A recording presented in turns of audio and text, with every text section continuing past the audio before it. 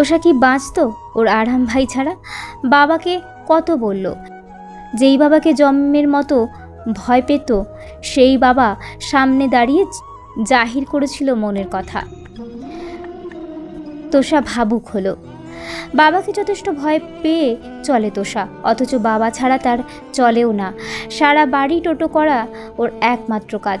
সকলের আদুরে বাচ্চা কিনা, পরিবারের সবচেয়ে কনিষ্ঠ মেয়ে তোষা, যাকে বলে ননির পুতুল, যাকে বড় চাচা সহ বাকিরা পুতুল নামে ডাকে, যার লাল ফর্সা দুধের রঙের শরীরটা শীতের দিনে ঠিক তুষের ন্যায় লাগতো। তাই তো ওর আরহাম ভাই ওর নাম রেখেছিল তুষ, যা একসময় ঠিকঠাক করে সকলেই রাখলো তোষা। তোষার নিকট তুষ নামটাই বেশি ভালোবাসার। ওর আরহাম ভাই ডাকে এই জন্য, আরও একজন ডাকে, তবে তাকে মনে করতে ইচ্ছুক নয় তোষা। আরহামকে বিয়ে করার কথা বাবার সামনে বলতেই বাবা গম্ভীর কণ্ঠে না করে। তোষা তখন বাবার সামনেই ওই গতকাল প্রথম সাহস জুগিয়ে বলেছিল, আরাম ভাই ছাড়া বিয়ে করব না আমি। ননির পুতুলের ঠোঁট দিয়ে বের হওয়া কথা শুনেই রেগে যান তুহিন। উঠে এসে সজোরে থাপ্পড় বসান আদরের মেয়ের গালে, যেই গালে সবাই ঠেসে চুমু খেলেই লাল লাল দাগ পড়ত। সেই গালে ওই থাপ্পড়টা দিয়েছিল আবিরের ন্যায়, একদম রঙা করে দিয়েছিল তোষার গাল, যার দাগ এখনো মেটেনি। তোষা কিন্তু দমে নেই। ভীতু মেয়েটা দৌড়ে গিয়ে বড় চাচা তুরাগের পা ধরে অনুরোধ করে জানায়, চাচু চাচু, আব্বুকে বোঝাও না, আমি তো আরাম ভাইকে ভালোবাসি। তোমরা না বলেছিলে আরাম ভাই আমার বর হবে, তাহলে অন্য কারোর সাথে কেন বিয়ে দিচ্ছ? তুরাগ অপারগ, হাজার হোক তার ছেলে আরহাম, তিনি কখনোই তোষার বিয়ে দিবেন না আরহামের সাথে। তোষাকে পা থেকে বহু কষ্টে টেনে তোলে চাচি। তোষা শুধু কাঁদতে কাঁদতে জিজ্ঞাসা করে, মিথ্যে ওয়াদা কেন দিয়েছিলে? কেন বলেছিল আরাম ভাই আমার বর হবে? আরাম ভাই ফিরবে, নিশ্চিত ফিরবে। কথাটা শেষ না করতেই তুষার ওকে টেনে হিচড়ে নিয়ে যায় ওখান থেকে। তোষা তখন বড় ভাইয়ের কাছে নালিশ জানায়, লাভ হয় না। তুষার শোনেও না। ওর টানা হেঁচড়েতেই তোষার আঘাত পায় কিছু জায়গায়। হঠাৎ হাতে সূচ ফুটতেই মুখে উফ শব্দ করে অতীত থেকে বেরিয়ে আসে তোষা। আরহাম ততক্ষণে ওকে ইনসুলিন পুশ করেছে। তোষা হাসলো। আরহাম ওর মাথায় হাত দিয়ে বলল, পয়েন্ট করো তো যাচ্ছে ইদানিং। তোষার হাসি মিলিয়ে গেল নগদে। জন্মের কয়েক বছর পর ওর মধ্যে ডায়াবেটিস দেখা গিয়েছিল। ইনসুলিন নিতে জীবন তেতো হয়ে গেছে ওর। আরহাম রেগুলার পয়েন্ট চেক রাখে। গত কয়েক মাস রাখা হয়নি, সুযোগ হয়নি বলা যায়। তোষা তো ইচ্ছে মতো খেয়েছে। পয়েন্টের হুঁশকি ছিল ওর মুখের চোরা চোরা ভাবটা দেখেই আরহাম চেক করার জন্য ড্রয়ারে হাত দিল।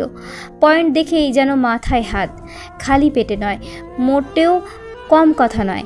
আরহাম রেগে তাকাতেই তোষা মুখ কালো করে নিচু কণ্ঠে বলে, ক্ষুধা লেগেছে আরাম ভাই। কে তোর ভাই? আরহামের ধমকে কাঁপে তোষা। আরহাম হুট করেই ওর এক বাহু চেপে ধরতেই তোষা ব্যথায় মুখ কুচকায়। দাঁত পিষে আরহাম শুধু বলল, বলেছিলাম আমার জন্য তোর খেয়াল রাখিস। ব্যথা পাই, ছাড়ুন। আরহাম ছাড়ল না, বরং চাপ বাড়ালো। তোষার শরীরে সর্বশক্তি দিয়ে ধাক্কা মারতেই কদম দুই পেছালো আরহাম। চক্ষু তখন ওর টকটকে লাল। তোষা যেন একুল ওকুল দুই কুল হারিয়ে বসে আছে। একা একা কতক্ষণ ভালো লাগে। আরহাম সেই যে বেরোলো, এখনো ফেরেনি। যাওয়ার আগে শুধু গোমরা মুখে তোষাকে খাইয়ে গিয়েছে। অবশ্য এটা বললেও ভুল হবে, শুধু রুটি আর ডিম ওর সামনে রেখেছে। তোষা নিজে হাতেই তো খেলো। ওর খাওয়া দেওয়া দেখা মাত্রই হনহনিয়ে পকেটে ফোন আর মানিব্যাগ ঢুকিয়ে আরহাম কোনো প্রকার বাক্য ব্যয় না করেই চলে গেছে। তোষা এমন রাগের কারণ দাঁড় করাতে পারল না। কারণটা কি তোষা নিজের যত্ন করেনি? এটা নাকি তোষা ওকে ধাক্কা মারলো? ওটা ভাবলো তোষা নিজের যত্ন নেওয়ার মতো কাজটা কিভাবে করতো। গত মাস থেকে টানা 2 দিন ইচ্ছে করেই ইনসুলিন নেয়নি। উদ্দেশ্য একটাই, বাবা চাচু সহ সবাইকে রাজি করানো। কিছুতেই অন্য কাউকে বিয়ে করতে রাজিও না ও। ইহকালে তুষার দেহ প্রাণ থাকতে বিষাদে ঘেরা মনটা তেতো সময়গুলো এই তো গত মাসে সবাইকে বারবার বলেও রাজি করাতে পারে না তোষা। বাবা কথাও বলে না ঠিকঠাক ভাবে ওর সাথে। তোষা বেহারার ন্যায় যাকে পায় তাকেই বলে। আরাম ভাইয়ের খবর জানো? ওর এক এক প্রশ্ন যেন তুহিনকে রাগিয়ে দিয়েছিল বহুগুণ। দুটো মাত্র সন্তান তার। তুষার হওয়ার কত বছর পরেই তোষাটার আগমন এই ধরনের বুকে। ঠিক এক শীতের রাতে তাদের গৃহ আলোকিত করে ভোরের উষা হয়ে এসেছিল তাদের পুতুল। তোষার মা তো ভরসায় ছেড়ে দিয়েছিল আর একটা সন্তানের। মধ্যবয়সে এসেই তোষা নামক প্রাণের আগমন ঠিক যেন তুষের রানী, শেখবাড়ির তুষের পুতুল। এই পুতুলটার এহেন পাগলামিকে কেই বা মেনে নিবে? কেন মেনে নিবে? মানার কি কোনো অবকাশ ছিল বা আছে? মেয়ের তখনকার পাগলামগুলো দেখে তুহিন রেগে যান ভয়াবহভাবে। সেই রাগ থেকেই তেড়ে আসেন তোষার দিকে। তোষার তোষা মায়ের পিছু লুকিয়ে কাঁদতে কাঁদতে বলতে থাকে, আমার ফোন দিতে বলো আম্মু, আরাম ভাইকে কল করব। তোষার মা নিতান্তই ভদ্রমহিলা। স্বামীর কাছে তিনি নিজেই প্রচুর আদরের। তুহিন স্ত্রীকে প্রচুর ভালোবেসে আগলে রাখেন। 2 সন্তানের তার এই বউ নিয়ে তার ছোট্ট সংসার। যৌথ সংসারে একদম রমরমা ভাব। কিন্তু তোষার এহেন আচরণ সব যেন উল্টে দিল।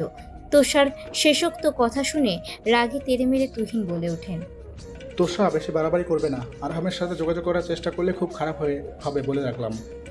তোষা যেন ফুঁসে উঠল, তীব্র প্রতিবাদী স্বরে জানালো, কেন করব না? তোমরা কথা দিয়ে কথা কেন রাখছো না? আমি আরাম ভাইকেই বিয়ে করব, মরে গেলেও অন্য কাউকে। কথার মাঝেই চরের তীব্র শব্দ কানে আসে তোষার। চোখ বড় বড় করে বিস্ফারিত চোখে তাকিয়ে থাকে বাবার পানে। তুহিন নিজেও হতভম্ব তখন। মাথা নিচু করে দাঁড়িয়ে আছে ওর মা। রাগ সামলাতে ব্যর্থ হয়ে স্ত্রীর গালে চর বসিয়ে দিয়েছেন। তুহিন হতভম্ব ভাবটা কাটালো। ধমকের স্বরে বলার চেষ্টা করলো, মেয়ে সামলাও, না হলে এর চেয়েও খারাপ কিছু হবে। তোষা কেঁদে ফেললো তৎক্ষণাৎ।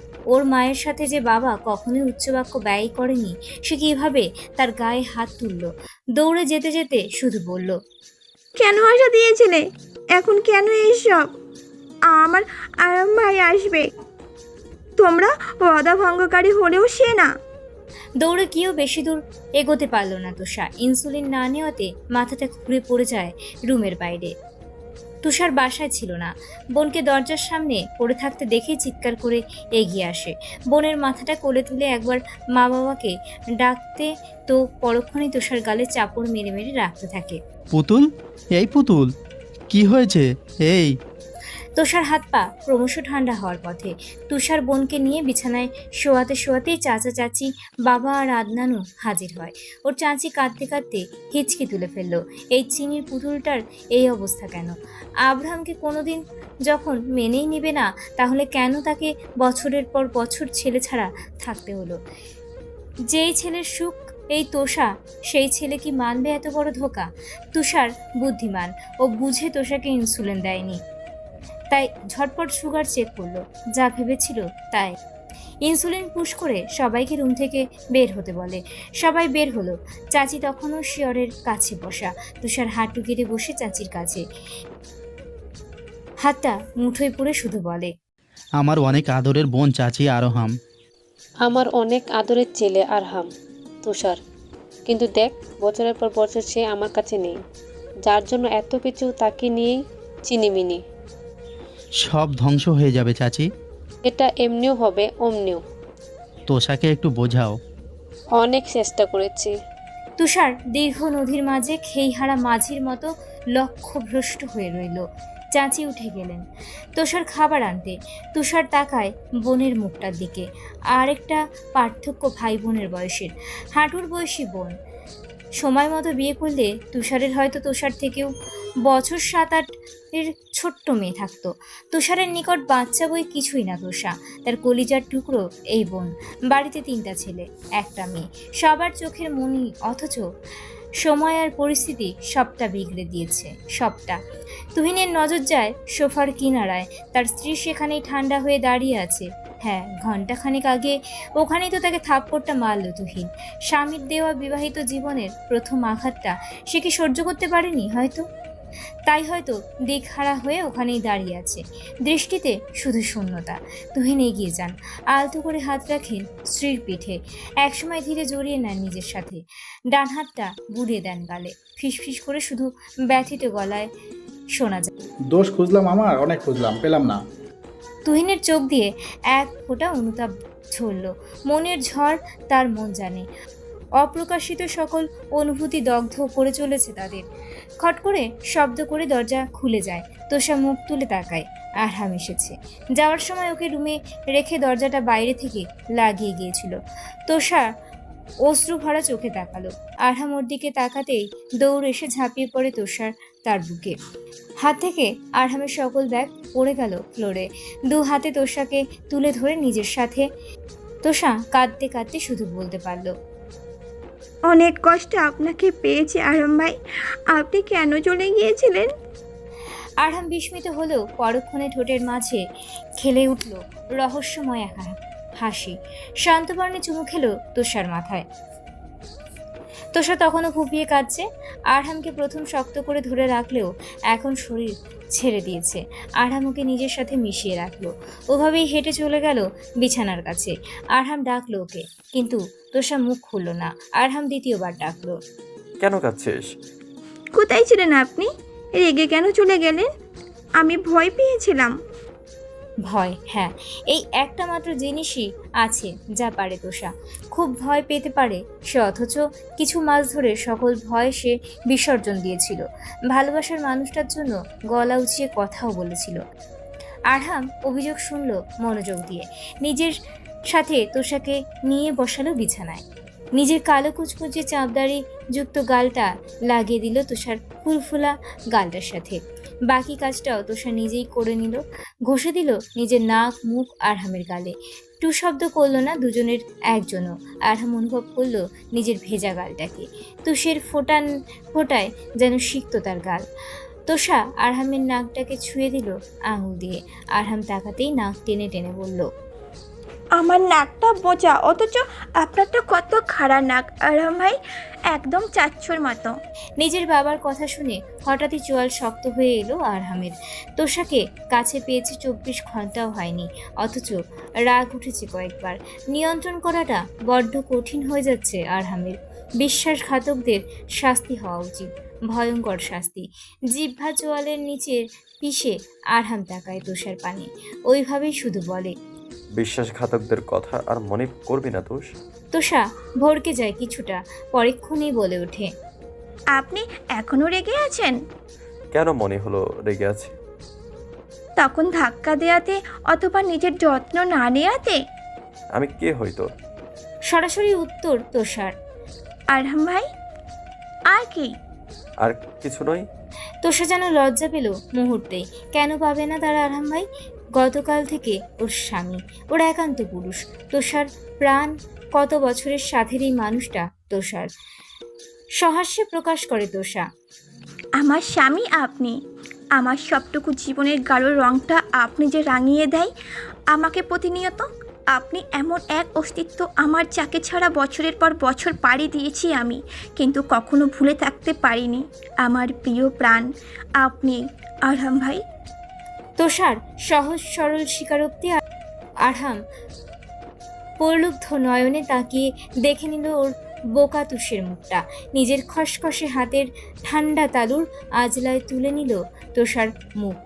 চোখে চোখ রেখে জানালো, তোর কিছু রাগ করার ক্ষমতা এই সৃষ্টিকর্তা এই আরহাম শেখকে দেয়নি তোষ। তাহলে?